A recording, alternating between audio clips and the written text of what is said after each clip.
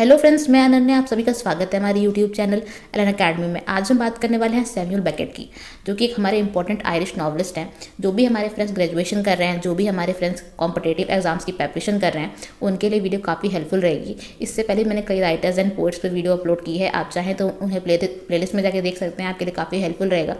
और फ्रेंड्स, जो ये वीडियोस हैं ये आपके सब्जेक्टिव एंड ऑब्जेक्टिव दोनों एग्जाम पॉइंट ऑफ व्यू से इंपॉर्टेंट रहेगा। तो आइए फ्रेंड्स स्टार्ट करते हैं आज की वीडियो।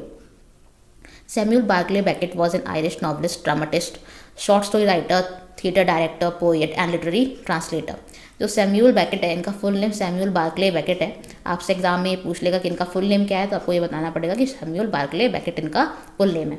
तो जैसा कि मैंने बताया कि एक आयरिश नॉवलिस्ट हैं, साथ ही साथ dramatist, short story writer, theatre director, poet and literary translator भी हैं। Next point, Samuel Beckett was born in a suburb of Dublin, Ireland in 13 April 1936। जो सैमुअल बैकेट है, इनका जन्म आयरलैंड के डबलिन उपनगर में हुआ था 13 अप्रैल 1906 में। Next point, he was the son of William Frank Beckett and Maria Jones Roy. She was the doctor, she was the nurse, sorry वो नर्स थी, डॉक्टर नहीं थी। उनके फादर का नेम विलियम फ्रैंक बैकेट था और इनकी मदर का नेम मारिया जोन्स रॉय था। और आपसे इनकी मदर का प्रोफेशन पूछ लेगा, कन्फर्मली पूछ लेगा कि उनकी मदर का प्रोफेशन क्या था।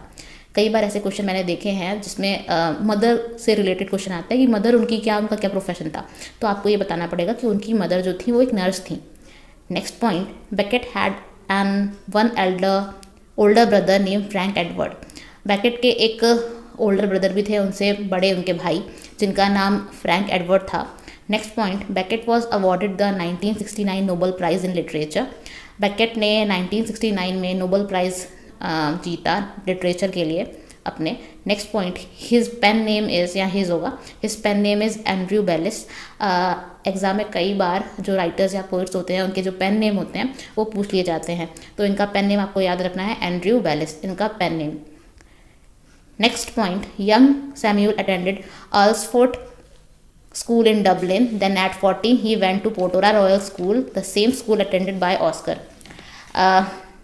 जो सैमुअल बैकेट है, इन्होंने बचपन में अर्ल्सफोर्ड हाउस स्कूल अटेंड किया था जो डबलिन में था, और 14 ईयर की एज में इन्होंने पोटोरा रॉयल स्कूल में एडमिशन लिया, जहाँ पर ये वही स्कूल है जहाँ पर एक फेमस राइटर ऑस्कर वाइल्ड ने भी स्टडी की थी।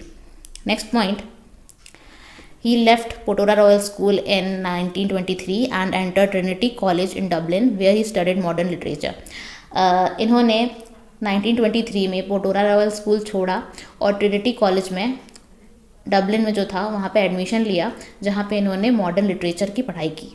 Next point, Beckett studied French, Italian and English at Trinity College Dublin from 1923 to 1927। यहाँ पे टाइपिंग में मिस्टेक हुई है फ्रेंड्स, यहाँ पे 1923 एंड 1927 होगा, तो ये आप लोग सही कर लीजिएगा।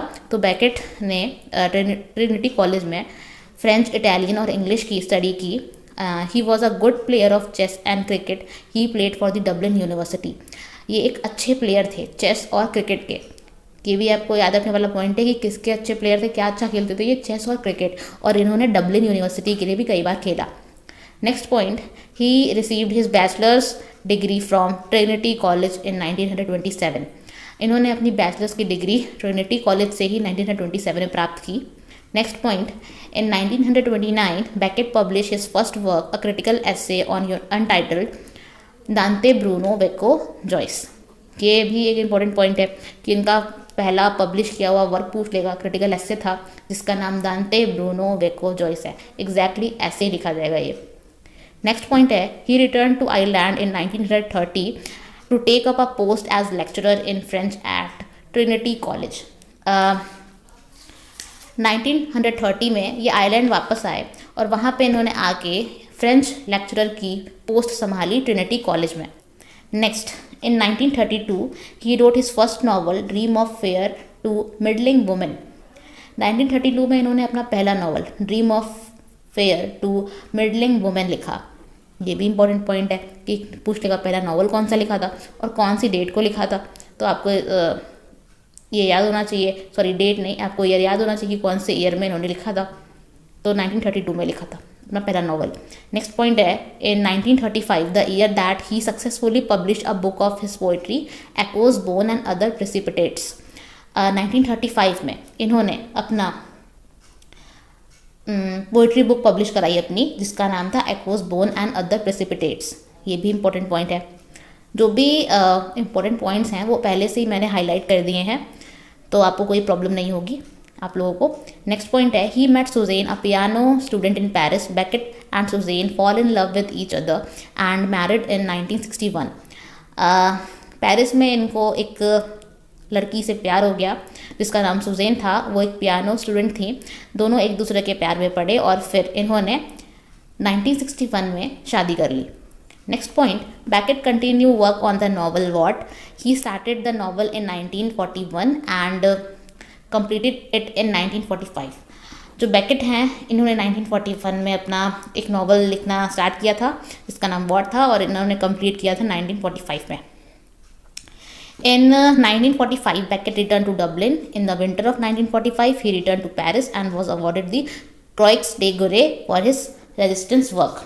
जो Beckett थे ये 1945 में डबलिन वापस आए, फिर 1945 की विंटर में ये पेरिस फिर से गए, फिर वहाँ पे इनको क्रोइक्स डे गोरे अवार्ड मिला। किस चीज़ के लिए मिला? सेकेंड वर्ल्ड वॉर में रेजिस्टेंस के वर्क की वजह से इनको क्रोइक्स डे गोरे अवार्ड दिया गया। नेक्स्ट पॉइंट है ही wrote his in both French and English and in 1954 he wrote his famous play Waiting for Godot. ये फ्रेंच और इंग्लिश दोनों में लिखा करते थे और 1954 में इन्होंने अपना famous play waiting for Godot लिखा। सबसे फेमस प्ले है इनका, जाना माना play waiting for Godot. The 1960s were a period of change for Beckett. He found great success in the world. जो 1960s था, सैम्यूल ने जितने भी वर्क्स लिखे उस टाइम पे वो सब वर्ल्ड फेमस हो गए थे उस टाइम पे और ग्रेट सक्सेस उनको मिली थी, उनके जितने भी वर्क्स थे। Next point, he wrote collaboration work with many writers like Jack MacGowran and Herbert Billie Whitelaw. He remained the part of theatre of absurd. इन्होंने कई सारे कोलैबोरेशन वर्क्स लिखे, कई सारे राइटर्स के साथ मिलकर लिखे जिनके नाम हैं जैक मैकगाउरेन पहला नाम है और दूसरा है हर्बर्ट और थर्ड है बिली वाइटलॉ। इनके साथ मिलकर इन्होंने कई कोलैबोरेशन वर्क्स लिखे। नेक्स्ट जो मैंने बताया कि एक ये जो बेकेट हैं ये थिएटर ऑफ एब्सर्ड का भी एक पार्ट थे, हिस्सा थे। Beckett was part of the literary movement called modernism. जो बेकेट है वो एक लिटरेरी मूवमेंट का भी एक हिस्सा थे जिसका नाम मॉडर्निज्म है, सबने सुना होगा। And he wrote radio works in his life और उन्होंने अपनी लाइफ में रेडियो वर्क्स भी लिखे। Next point, by the late 1980s Beckett was in falling health and had moved to a small nursing home. Late 1980s में Beckett की health ख़राब हुई, इसके बाद बेकेट एक स्मॉल नर्सिंग होम में शिफ्ट हो गए। Beckett road his last work the 1988 poem what is a world. 1988 में बेकेट ने अपना लास्ट वर्क लिखा जिसका नाम था, ये एक पोएम थी, ये भी आपको पता होना चाहिए कि वर्क क्या था, तो ये एक पोएम थी व्हाट इज़ द वर्ल्ड, नाम याद रखिएगा। Next point, Suzanne his wife had died in July 1989। जो इनकी वाइफ थी उसकी डेथ 1989 में हो गई थी और he died on December 22, 1989 in a hospital for respiratory problem just month after his wife. कुछ ही महीनों बाद अपने वाइफ के डेथ के इनका भी डेथ हो गया। कब हुआ? 22 दिसंबर को 1989 में हुआ, ठीक है। और किस वजह से हुआ था? रेस्पिरेटरी प्रॉब्लम्स की वजह से हुआ था। ये भी आपको पता होना चाहिए कि उनकी डेथ किस वजह से हुई थी। नेक्स्ट पॉइंट, अब इनके वर्क्स के बारे में बात कर लेते हैं कि इन्होंने क्या क्या लिखा, कौन कौन से वर्क्स लिखे। थिएटर्स वर्क मतलब प्ले, कौन कौन से प्ले लिखे। नॉट आई, फर्स्ट प्ले है नॉट आई, सेकेंड प्ले है दैट टाइम, थर्ड है फुटफॉल्स, फोर्थ है a piece of monologue, fifth है व्हाट वेयर, सिक्स्थ है हैप्पी डेज। अब बात करते हैं इनके रेडियो वर्क्स की, क्योंकि इन्होंने अपने लाइफ में रेडियो वर्क्स भी लिखे थे। तो फर्स्ट है ऑल दैट फॉल, सेकेंड है रफ फॉर रेडियो 1 या फर्स्ट कह लें या रफ, और इसका थर्ड पार्ट इसका सेकेंड पार्ट है रफ फॉर रेडियो सेकेंड। फिर फोर्थ पॉइंट है वर्ड्स एंड म्यूजिक, इनका वीडियो वर्क है ये भी। और फिफ्थ है कैस्केंडो। अब नॉवेल्स की बात करते हैं। First Dream of Fair to Middling Women, अभी इससे पहले मैंने इसका नाम बताया था। और सेकंड है वॉट, जो इन्होंने 1941 में स्टार्ट किया था। थर्ड है हाउ इट इज़। फोर्थ है मर्फी। आप इसको ऐसे भी याद सकते हो बर्फी, एक पिक्चर थी, आप एक मूवी थी बर्फी, जिसके नाम से आप इसको लर्न कर सकते हो मर्फी। नेक्स्ट है पोइट्री कलेक्शन, तो जैसा मैंने बताया echoes bone and other precipitates, इसका नाम आपने ऊपर सुना ही। नेक्स्ट है पोएम्स, थर्ड है पोएम्स इन इंग्लिश। फोर्थ है collection poems in English and French. Fifth है व्हाट इज़ द वर्ल्ड। तो थैंक यू फ्रेंड्स, अगर आपको वीडियो पसंद आई तो वीडियो को लाइक शेयर सब्सक्राइब ज़रूर करिएगा। और फ्रेंड्स अपने फ्रेंड्स में भी ये वीडियो शेयर करिएगा, काफ़ी हेल्पफुल रहेगा। आगे भी आप लोग के लिए ऐसे ही यूज़फुल वीडियोज़